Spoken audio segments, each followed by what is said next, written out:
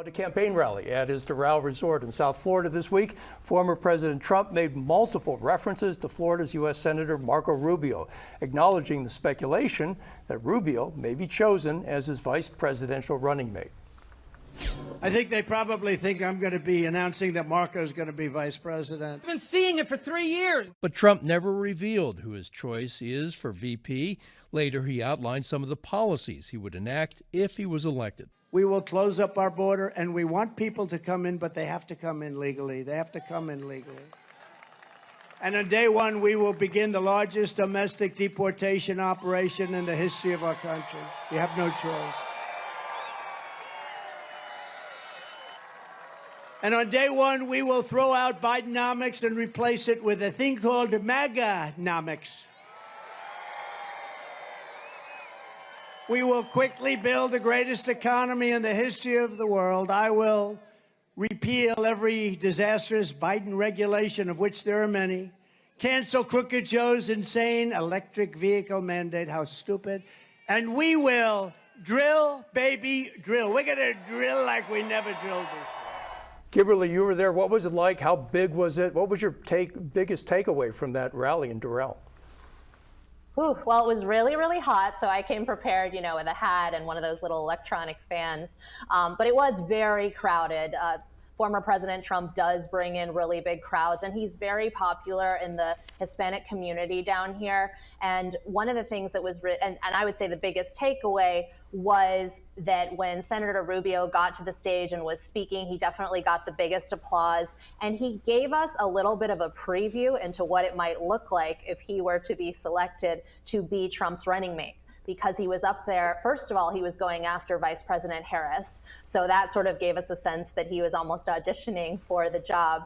And then he was going back and forth between Spanish and English. So it was easy to picture what it might look like for him to campaign across the US and be able to do that.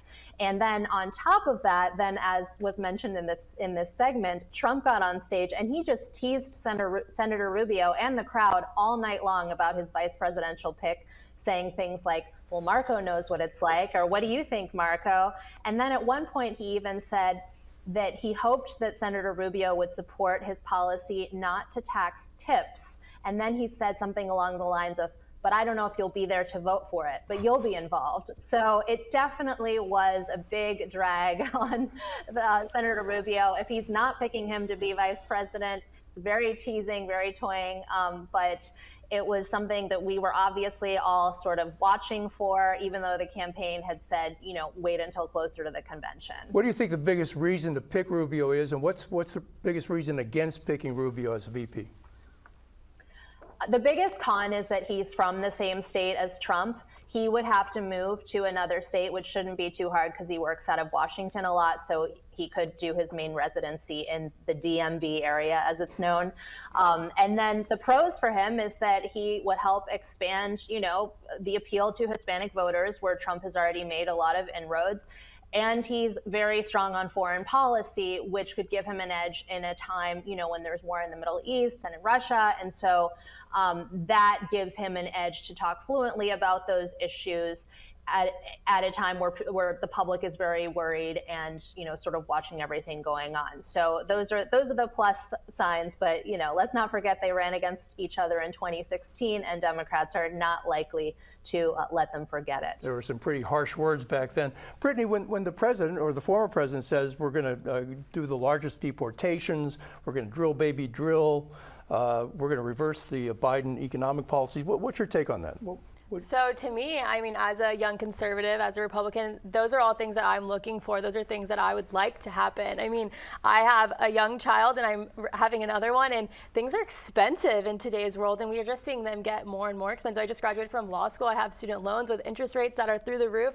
So things are just getting more expensive, and we need to bring back, and energy independence, bring down gas prices, bring down the price at the grocery store. And we do need to deport all of those people who came here illegally. I am a daughter of immigrants. My dad came over here legally with my grandparents like almost 40 years ago. And we have family that are still stuck in Pakistan that can't get green cards and they can't get their visas to come here. So it's so frustrating to see all of these people just walking across the border and then talking about giving them amnesty and letting them stay here. No, we have laws for a reason and we need to send them back. So everything that President Trump is saying, I agree with, and I would love to see Marco Rubio as vice president. He's a young Republican. You know, the Republicans in Florida have a very deep bench of young conservative leaders, and elevating one of them like that would be huge for our party. Shelley, what did you think of the president's agenda, the outline that we played there?